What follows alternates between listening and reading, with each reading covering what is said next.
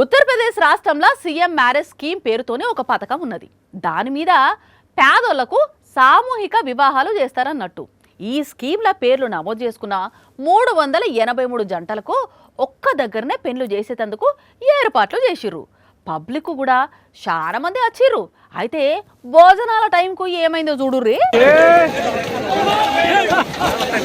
అరే రే రే రే ఏంది వరద బాధితులు అన్నం ప్యాకెట్ల కోసం ఎగబడ్డట్టు అట్లా ఎగబడుతున్నారేంది? ఆడున్న అట్ట డబ్బాలు ఓపెన్ చేసి అందులో ఉన్న ప్యాకెట్లు ఎవరికి దొరికినాయి వాళ్ళు అందుకపోతున్నారు.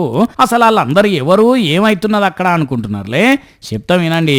ఉత్తరప్రదేశ్ రాష్ట్రం హమీపూర్ జిల్లాలో chief minister mass marriage scheme కింద 383 జంటలకు సామూహిక వివాహాలు చేసేదందుకని ఏర్పాట్లు చేసిండ్రు. భోజనాలు కూడా ఏర్పాటు చేస్తామని చెప్పిండ్రు.